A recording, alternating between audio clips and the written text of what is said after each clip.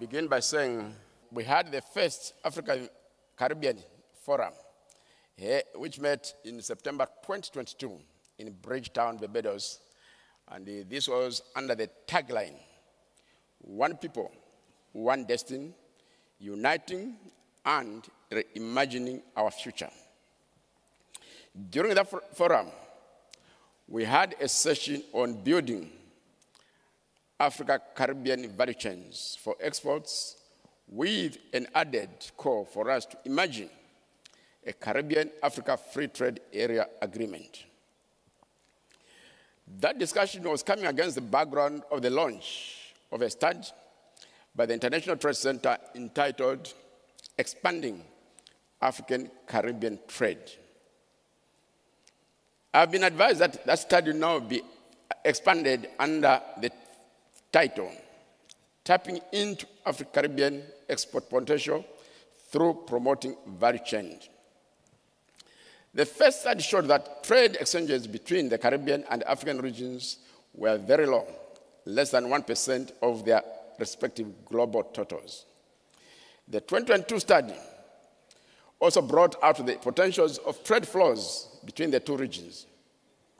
Travel, transport, and business services have huge scope for export growth to Africa by the Caribbean countries. On the other hand, Africa has huge scope in agribusiness, fertilizers, and health products to be exported to the Caribbean region.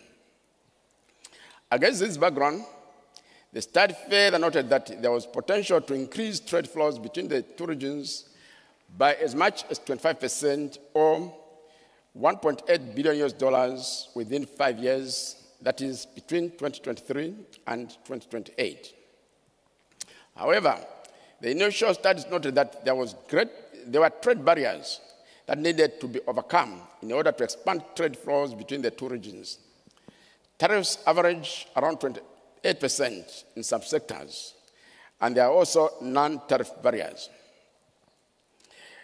As the African Export-Import Bank and the International Trade Center prepare to commission the second study, they've also come up with a project under the heading "Strengthening Afri-Caribbean Trade and Investment Initiative."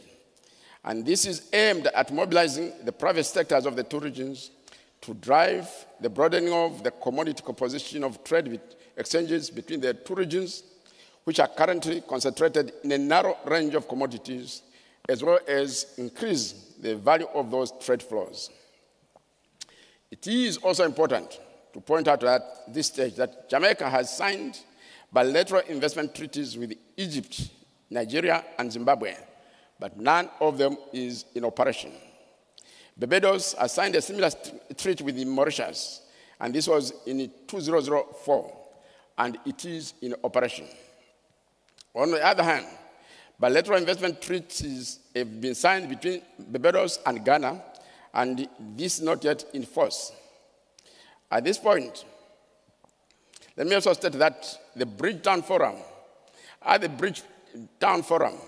free trade agreement between the two regions was seen as a lever in reducing trade barriers and expanding inter-regional trade.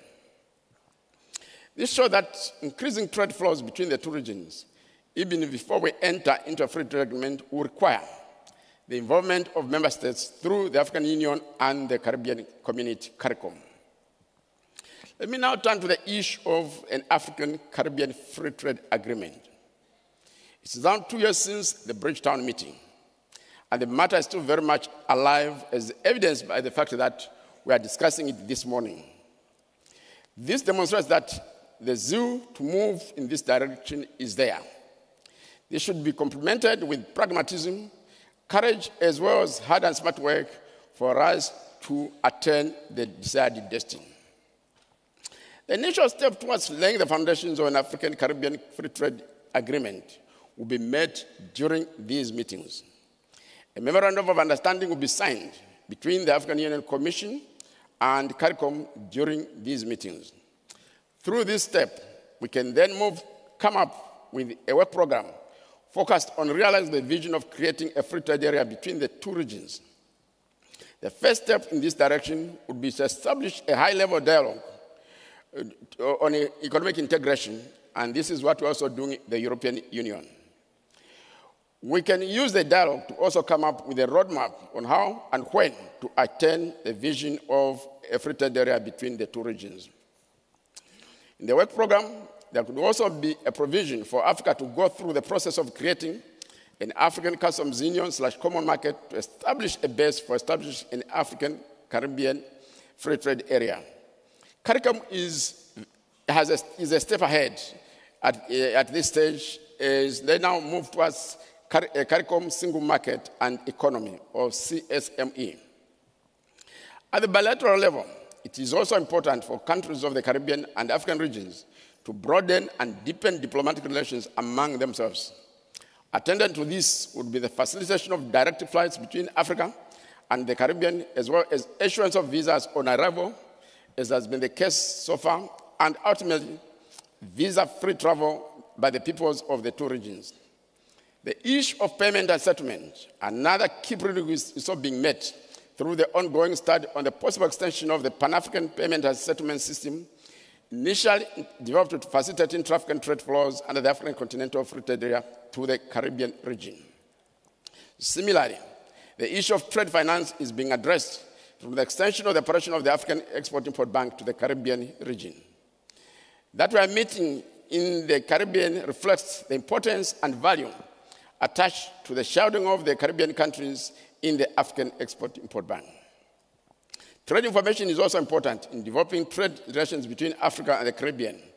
We have an African Trade Observatory, which has, among others, windows on intra-African trade and trade between Africa and the rest of the world.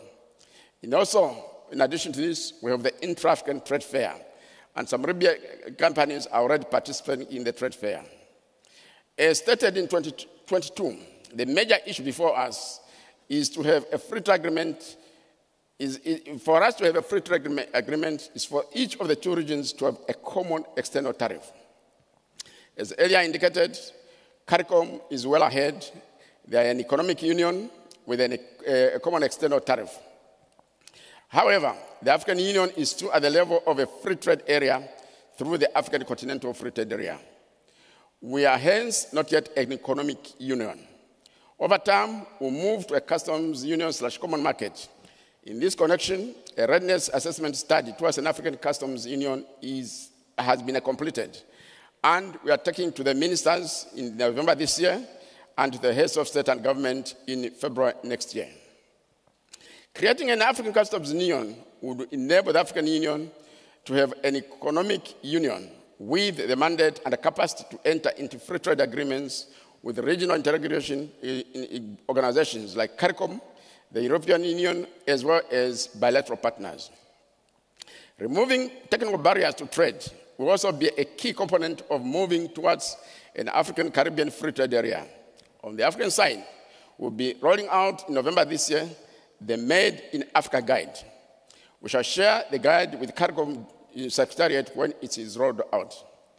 Before I conclude, let me briefly touch on three key issues which are building blocks on the African side in positioning ourselves to create a free trade area with the Caribbean. And they also came up in the discussions yesterday. These are issues of credit rating, a single African currency, and high and sustained rates of economic growth. We are working with the African Peer Review Mechanism and the African Development Bank to operationalize the African Credit Agency. It will contribute to both the development of a Pan-African capital market as well as providing second opinions on credit ratings on African economies by the traditional rating agencies. In this way, we shall remove the subjectivity which is currently associated with ratings on African economies. Furthermore, we are working with the European Union, the G7, and the OECD to establish before the end of this year the African Virtual Investment Platform, which will, among others, develop an information and database which can contribute to improving Africa's credit ratings. I also add other pertinent issues that can greatly improve Africa's credit rating and deeper economic integration. The first one is the macroeconomic convergence criteria under the African Monetary Cooperation Program. Through it, each African country is expected to reach the following benchmarks of going towards macroeconomic convergence. Maximum threshold of 7% of inflation, overall trade deficit of 5% of gross domestic product, less than 5% central bank credit to government, a minimum of 3 months import cover as a ratio of external reserves, and government debt not exceeding 65% of each country's gross domestic product. With these reforms, African countries can emerge stronger. And as part of the process of macroeconomic convergence, we are in the process of creating an African Monetary Institute to oversee implementation of the macroeconomic convergence criteria. Once this is achieved, we will then move to the African Central Bank, and whose immediate step will be the introduction of an African common currency. With respect to high and sustained economic growth, we are collaborating with the African Development Bank and outer NEPAD on drafting a strategic framework on key actions to achieve inclusive growth and sustainable development in Africa. Will be to position African countries at 10 and sustain 7 to 10% annual growth rates over a period of 40 to 50 years, as well as increase investments as a proportion of GDP. As part of this study, there will be a continental economic framework and country-specific frameworks for those countries that will require them. Let me, at this stage, end by saying that a growing and converging African economy will be positioned to move towards establishing an Afri-Caribbean Free Trade Area. When it comes to economic integration in Africa,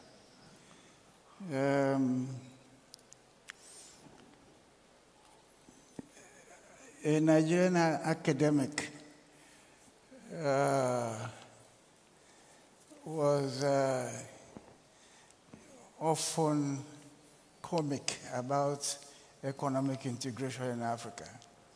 He told a story of how an African head of state who was traveling across the continent landed in one country, and because the plane wanted to refuel, and as the refueling was being concluded, he asked whether he would enter into economic integration with the transit country. That is probably an indication of how frequently Africans desire economic integration among themselves. But economic integration must be put in context. Which type of economic integration? And listening to Ambassador Muchenga, he ran through various stages very quickly.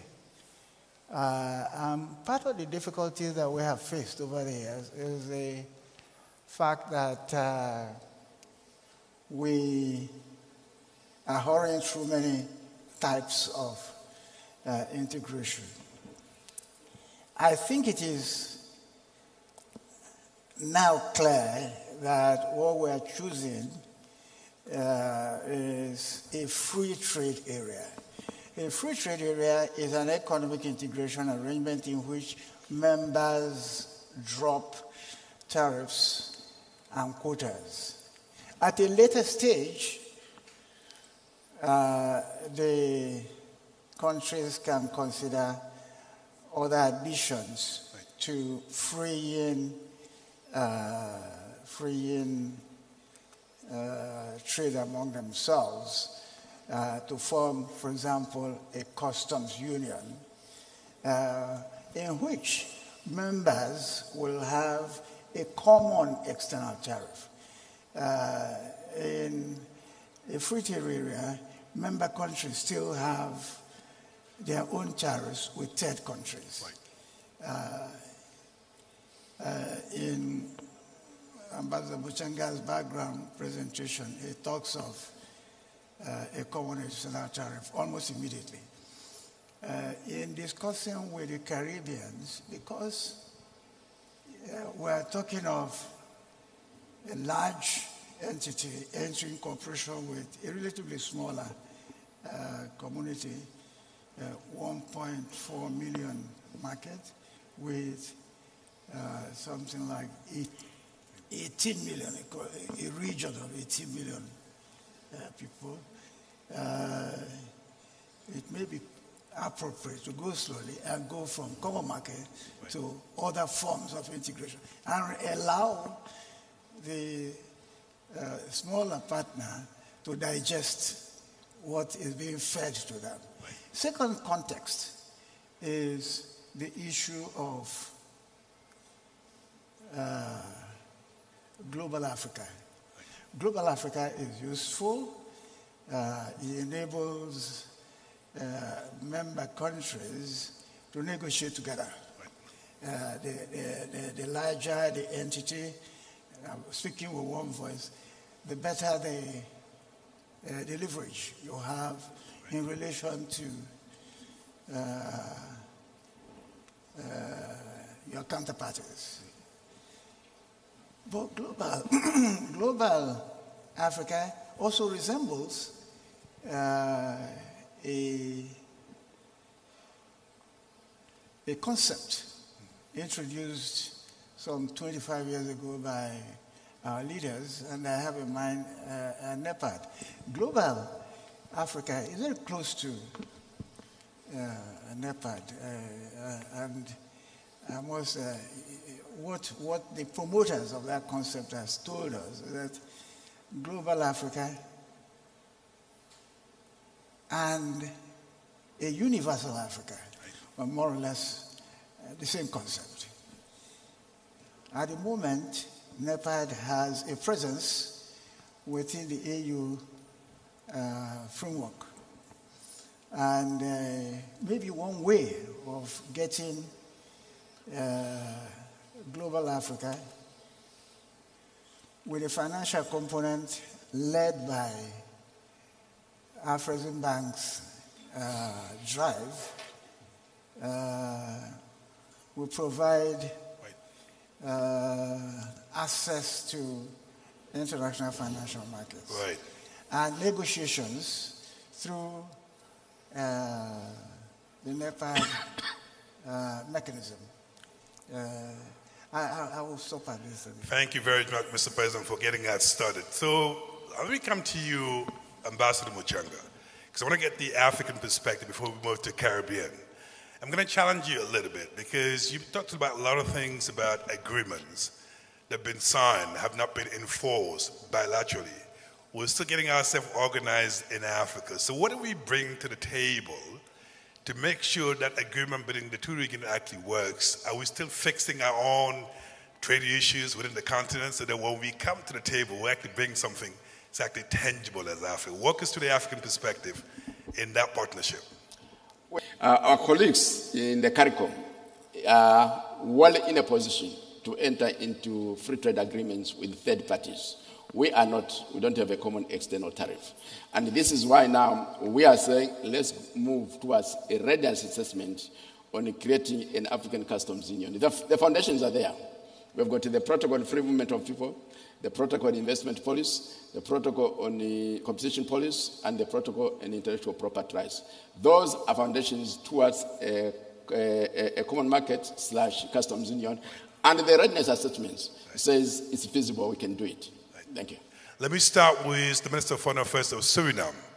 All the ministers, for this agreement to work, we need policy, we need regulation, we need political commitment. From where you sit as a minister, where do you see not only the opportunities, what are some of the challenges we need to address to make it a reality? Up to you, Honorable Minister. First of all, I think in the context of what is happening in the world today, with all the fragmentation, the strength of multilateralism, or even maybe the weakness of it and the failure in many instances, we need to seek to work together. There is no other choice, in my view. We need to work together. And I think an almost natural position to take is that African countries and the Caribbean at large should work together for different reasons. For reasons of political relevance, it is important that we share common positions and we can express them in different fora, whether it's the United Nations, whether it is the climate change talk, whether it is in Brussels. We need to work together. I don't see that happening enough in the different regions. It has political relevance as well because together we are a new force in the global architecture. And I think we have a changing global architecture taking place. It's evolving, and we need to be part of that. So I think a discussion among political leaders is critical.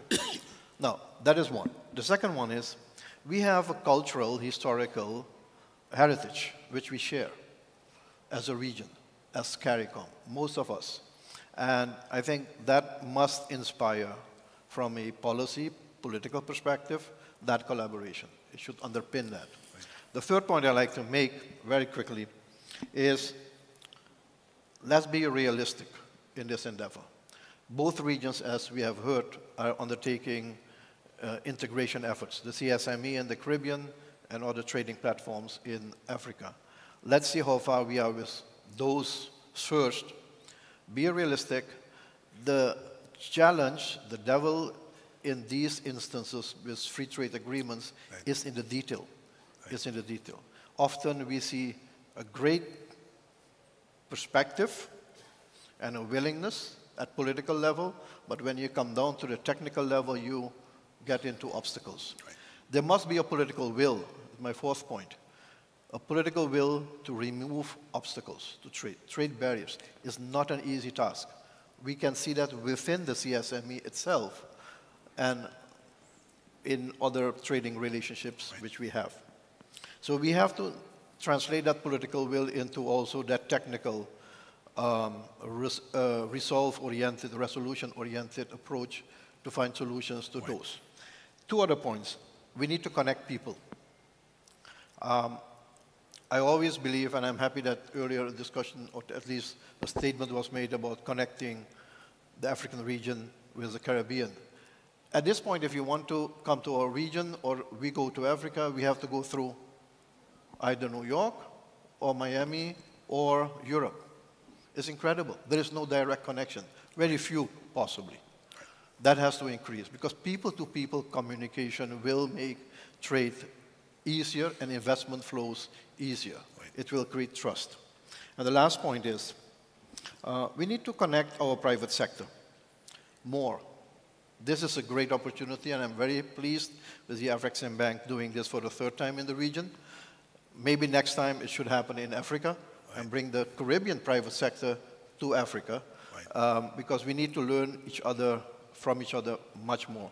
But we need to connect the private sector because there are great opportunities. The only thing is we don't know about this. So these are a couple of points which I like to make as a context. Why it is relevant, I don't think there is a doubt there. It is relevant, we must work together, and it's a natural partner.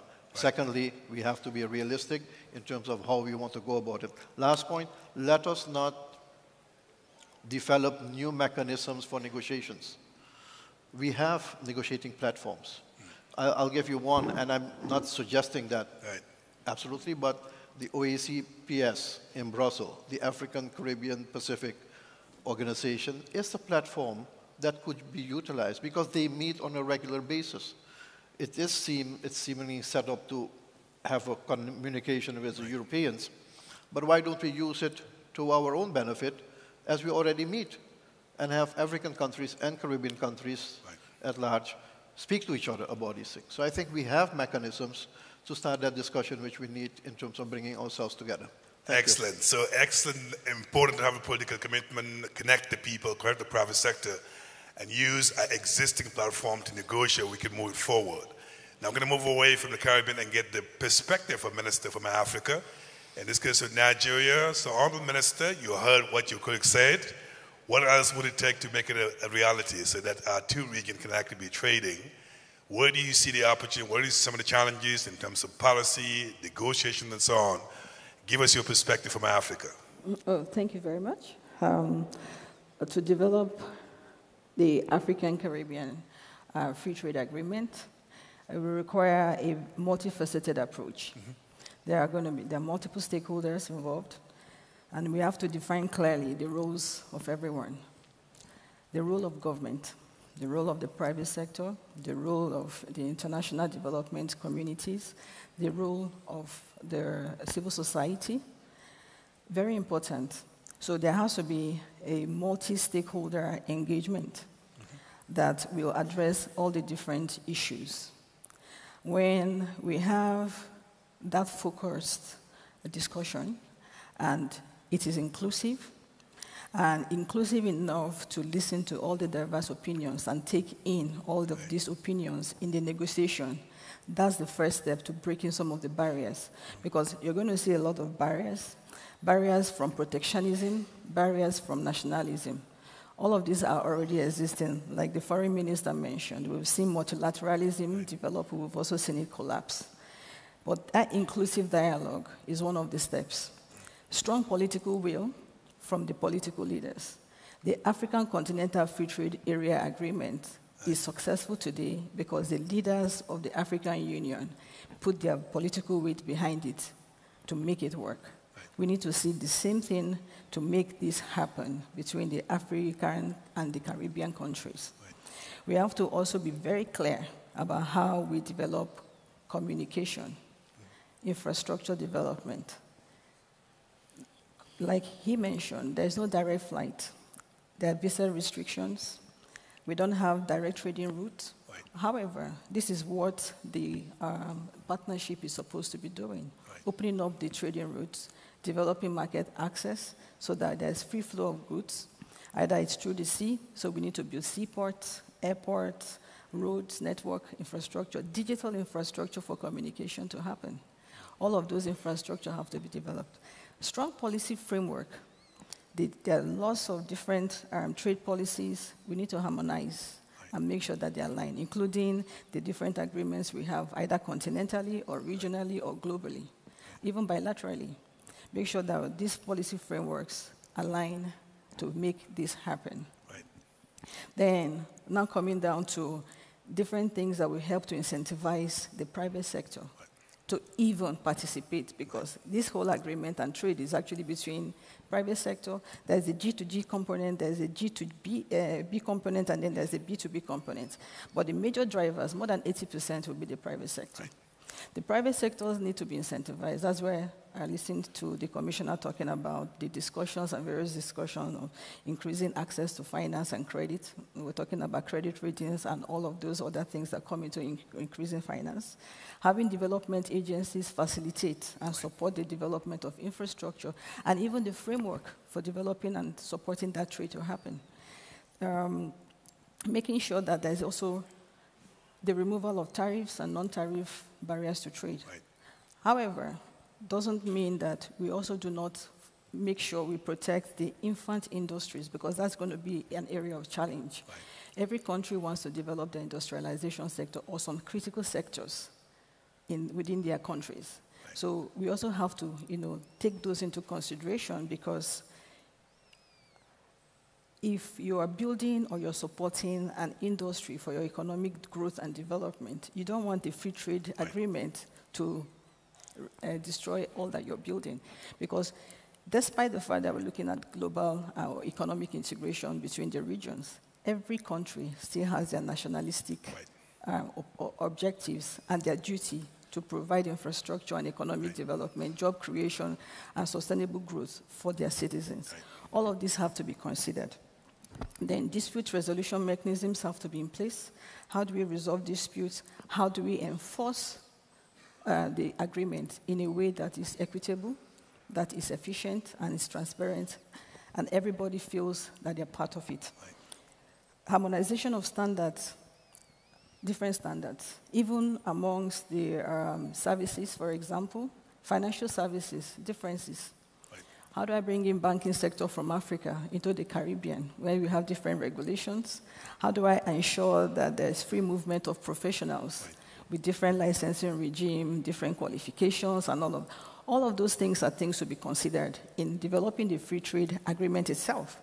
But now, when you're looking at, apart from the challenges, what are the opportunities? Many. So when we put the opportunities and the benefits before our negotiation or the negotiating parties or before our countries, and we understand that this is the way to go. You're stronger together than separately. It begins to help us to, move us in that direction. We have strong opportunities to develop our creative economy. The creative sector, the cultural exchange, fashion, music, film, strong potential for growth. Our technology sector, very strong potential, agriculture. So many areas that we can, even harnessing technology transfer between emerging economies or emerging areas like renewable energy, and some industries. Now the Caribbean is discovering oil. We have a lot of skills and technology in Africa, especially, for example, in Nigeria, that we can actually exchange and transfer some of this knowledge and lessons learned between ourselves. So there's a lot of opportunities, and it increases even tourism. Open up, and you see the Africans also supporting the tourist industry in the Caribbean and vice versa. A cultural exchange. Learn about your roots in Africa, and also some lessons to be taken. So there's a lot of opportunities that we can benefit from the economic integration or regional integration that the African-Caribbean Free Trade Area would offer us. There are challenges, but we can overcome them. I want to start by just a general framing, a sort of ideological framing of the opportunity. And my sister from the Caribbean, Pamela Coke-Hamilton, in her role in ITC and also previously in the Caribbean, has always spoken about the opportunity of trade to move beyond aid. And we as new post-colonial societies have been weaned on this basis of expecting aid and seeking aid, but trade is really the basis for prosperity. And when we look at the opportunities, we see that the current value of Africa-Caribbean trade stands at approximately $1.5 billion US.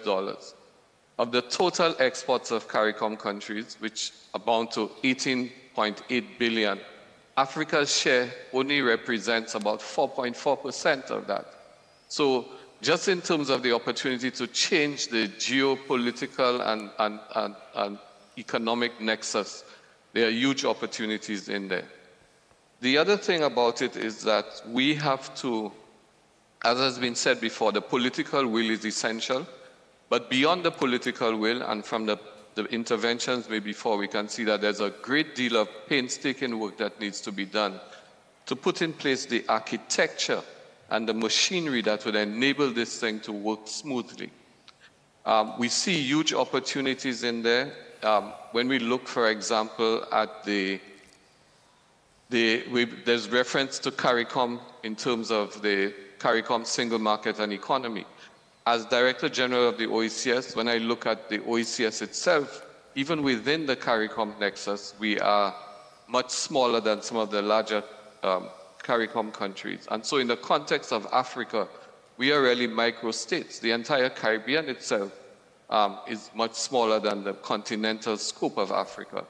And that is why we need to ensure that we position ourselves optimally for engagement in Africa. The two things that, for me, are important in this is the nature of the partnership, building that trade, using the opportunities that we see. Secondly, joint ventures, investment in green and resilient economy. And then to identify the strategic sectors. Now, given the fact that the OECS, as a smaller grouping of CARICOM countries, are really micro states in the context of Africa, we keep asking ourselves, what is the way to optimally insert ourselves in this trade arena? And we believe that the creative economy is one of those sectors that perhaps involves the least engagement, but has the greatest opportunity. Tourism is another one. Someone spoke earlier about direct links between air and sea transport. The closest connection between Africa and the Caribbean directly is from Senegal to Antigua and Barbuda, and this is about 4,000 kilometers. The nearest air link from Africa to the Caribbean goes through Europe, and it is through, I believe, Brussels, and it is about 12,000 kilometers. So right just from that statistic, we can see the opportunity for really establishing direct links. we see a big boost in the cruise industry in the Caribbean. Why can't we look at establishing our own cruise lines? African cruise lines jointly owned with the Caribbean, traversing directly the Atlantic, opening up huge opportunities for tourism. And tied to that tourism is the cultural affinities and possibilities and the growth of the creative economies. We can have joint festivals. The cruise sector alone will provide an easy opportunity for transportation of performers, of bands. The possibilities are immense. And we have already signed with Africa, to the point made somewhat earlier by one of our colleague panelists about not reinventing the wheel. Africa has the Pan-African Payments and Settlements Platform, which the OECS has already signed. The OECS Commission has signed up to. We also have there's a diligence platform that ensures that whatever businesses are conducted between Africa and the Caribbean, due diligence has already been done on the respective parties. All right, thank you. So the architecture for the private sector is coming into place. Thank you very much, Dr. Jill, for bringing that perspective. Now, my dear sister Pamela, you have the biggest task of putting it all together because you bring in a global perspective. You heard the views from both sides. From what you sit, what do you think needs to be done to make this a reality? At least support some of the challenges that have been highlighted by both regions. Thanks very much. There's not much to add, of course. I mean, I think we've heard the perspectives from all sides. But I think the most important thing in this entire dialogue is this: to first of all recognize that a free trade agreement is not a magic bullet. We've negotiated many. In fact, the Caribbean could teach you how to negotiate. We negotiate an agreement every other month. We're very good. We know what we're doing. The issue is the implementation and the utilization of that agreement. And that is where the rubber meets the road. So we need to build in very specific and targeted sectors in the context of that agreement that we know would actually be utilized. And we've done a study at ITC. We've done an update actually to the study we did in 2022 on the potential. It's a $1.8 billion potential now, up from $1 billion in 2022. But we've also gone down to the sectors that have the most potential. And that's metals and minerals, paper, wood products, transport and tourism, of course, and food processing, huge issue. And then, as Dr. Jules mentioned, the whole issue of the creative industries. But what is more critical is that we begin to drill down on the actual numbers, on the tariffs and non-tariff barriers between our regions. The tariff on rum is 81%. Why would Africa put 81% on our rum? Why? You guys don't make rum. I mean, I think we could share. But the point is that if we begin to look at specific areas where we both have comparative advantages and begin to drill down at the tariff line level, and also drill down at the non-tariff barriers. And then finally, looking at the issue of logistics, because that's the other big problem that we have. How do we manage the logistics and create volume? Make them want it to work. Yeah? Yep. Thanks. Thank you very much. We're trying to do something extremely challenging, and that is to give each of you 30 seconds. If we walk away from this conversation, what's the first action that we need to undertake to make sure that the Afri-Caribbean Trade Agreement is on the path to becoming a reality? I know it's difficult. It's just 30 seconds. So, Dr. Albert Muchenga, in 30 seconds, what action would you actually commit to do when we walk away from this conversation to make this reality? Secure buy-in from member states, from the private sector, from women, from the youth, from civil society, academia, and all the parties involved. Thank you. I like that. In 30 seconds. That's good. So, Mr. President, walk away from this conversation. What is one action that you think we should undertake to make sure we make this a reality? In 30 seconds. Thank you. The story of integration in Africa is a story of practical enthusiasm against theoretical pessimism.